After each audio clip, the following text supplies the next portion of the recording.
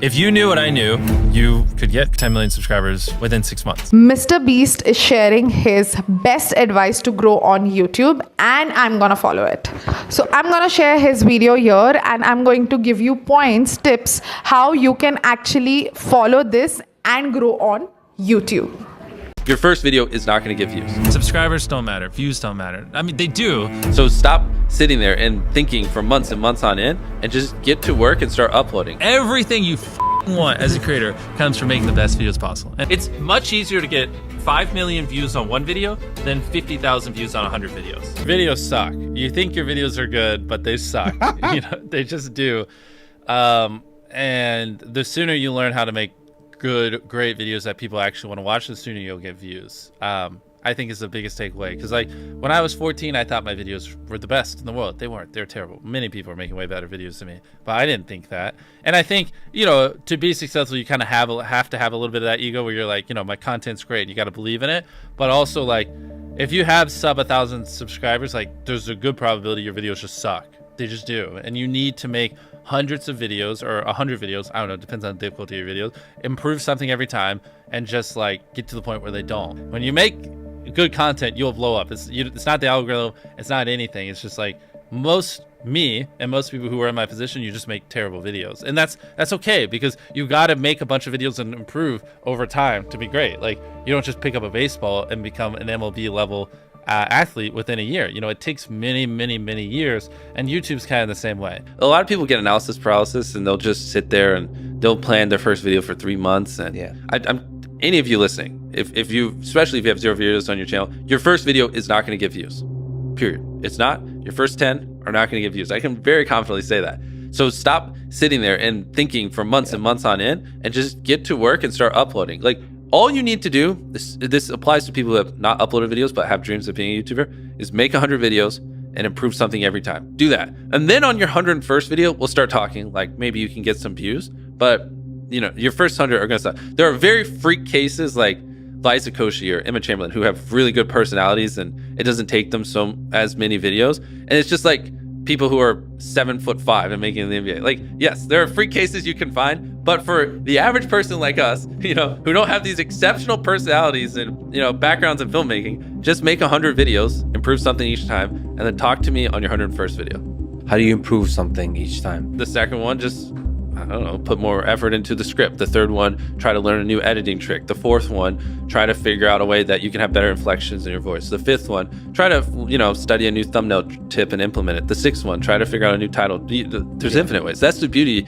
of content creation online. There's literally infinite ways, from the coloring to the frame rate to the editing to the filming to the production to the jokes to the pacing to every little thing can be improved, and they can never not be improved. There's literally no such thing as a perfect video. What YouTube wants is they want people to click on a video and they want to watch it. Like, at its core, that's what it is. Now, you can like draw little lines and go as deep as you want into how to get people to click and how to get people to watch. I mean, essentially, by studying the algorithm, you'll learn that you're more studying human psychology, right? What do humans want to watch? Anytime you say the word algorithm, just replace it with audience, and it works perfectly. Like, the algorithm didn't like that video? No, the audience didn't like that video. Literally, that's it. If people are clicking and watching, then it gets promoted more. And that's literally all the algorithm does, is reflect what the people want to a T. And if you deny that, you just make terrible videos and are trying to find a scapegoat. What makes for a good title?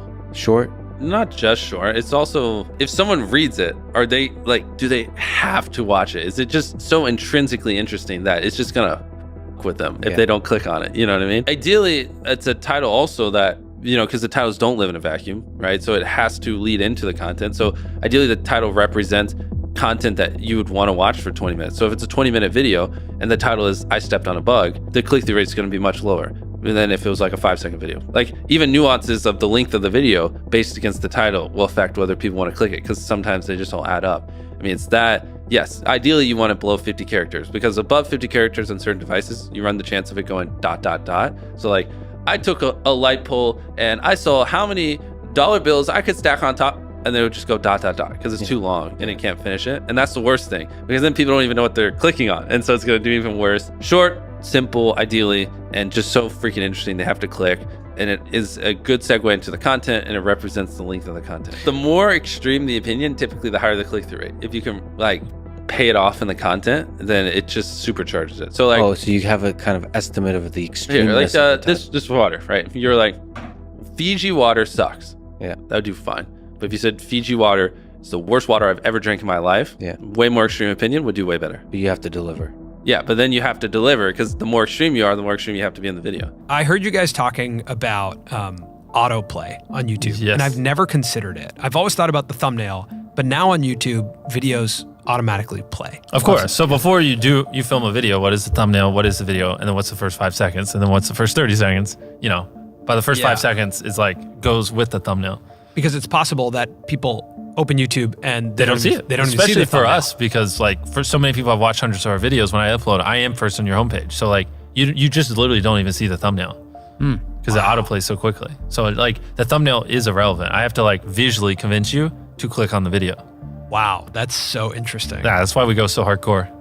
Dude, that's so crazy. So do you consider also captions in those first 5 seconds? Because Of people course, aren't all of watching it. with Yeah, audio. everything. Yeah. Everything. Yes, 100%. Wow. So those first 5 seconds, that hook is now even more important than it ever used to be.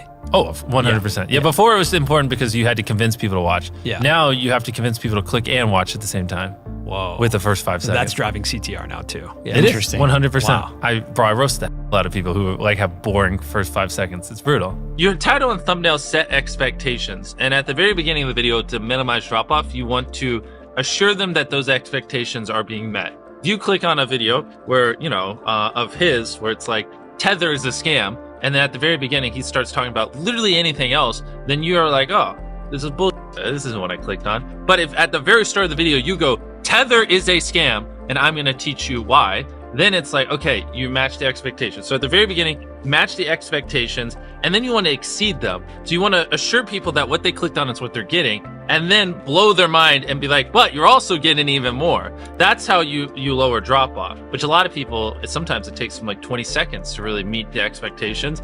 And so you lose, like, that's where you're going to lose everyone. Everyone's videos start like this, and then it levels off.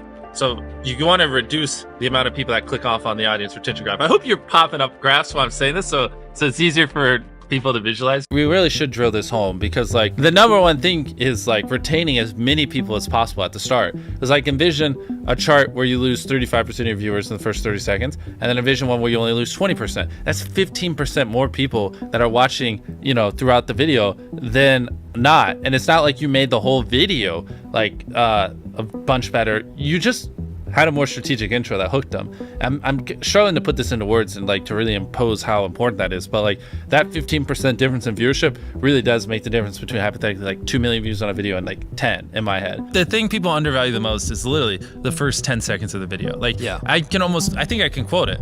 I tied up an FBI agent and I have $100,000 in this bag. Here's a knife. Good luck, and I just run away. Like, it gives you everything you need. Yeah. No wasted words, short, concise, and then tension. You basically want to remove every dull moment. You probably want to find the 10 most critical people you know, make them watch the video and just roast it. You know, certain things like if I just talk to a camera for 10 seconds without a cut, like a lot of people will just like get bored or they'll lose interest. So like having a B cam and a C cam and just, you can just talk for 10 seconds, but 3 seconds in cutting to a B cam and then a C cam. Like now it's more interesting, even though it's essentially the same thing and not that crazy. But you want to have good pacing, typically having a payoff at the end keeps them, right? Last leave circle wins 10 grand. If there is a low moment halfway through, you're going to watch to the end because you want to see who wins the 10 grand. So having a good payoff at the end. How do you keep viewers watching and, you know, happy with the video? I would say just give them why they clicked, tell them why they should watch, and then just stick on topic. Like that right there isn't even super complex, but that would already put you in the upper echelon of YouTube. So the number one tip by Mr. Beast is starting consistent uploads on YouTube. So as I have also begun the same since few months, I've been consistent with my videos. So whoever wants to start with YouTube, you must actually be consistent. Weekly once, then weekly once, weekly twice, then weekly twice. You should be publishing a video on YouTube. Second would be focusing on good quality video. Mr. Beast stresses on making good quality videos so that there is good retention, there is good attention and retention of audiences. That is the main goal on, you know, you getting good views on your YouTube and also getting monetized. Your 4,000 watch hours will be completed if the quality of the video is good. From the video from Mr. Beast would be hook viewers from the start. So first 3 seconds of the video must be very, very important, or the 5 seconds of the video should be very hooky or, you know, attractive or attention grabbing. So the first few seconds of the videos are very crucial. Use the time wisely to captivate your audience and deliver the promise that is made on the title and thumbnail, right? So if the thumbnail, so don't do a clickbait thing. Whatever you Fifth tip from the video from Mr. Beast would be hook viewers from the start. So first 3 seconds of the video must be very, very important, or the 5 seconds of the video should be very hooky or, you know, attractive or attention grabbing. So the first few seconds of the videos are very crucial. Use the time wisely to captivate your audience and deliver the promise you made in the first and deliver the promise that is made on the title and thumbnail, right? So if the thumbnail, so don't do a clickbait thing. Whatever title and thumbnail you have given on your video, that should be there in your video, in your complete video. If that is not there, people will not be connected with you. They will say it's a clickbait and the video is something else. So let's not do clickbait. It should be very much relevant to whatever you're providing on thumbnail and the title. Remember, consistency, quality and understanding of your audience is the key metrics or a key thing to actually grow on YouTube. So please do follow it, and thanks for watching this video, guys. I will see you in my next video. Bye.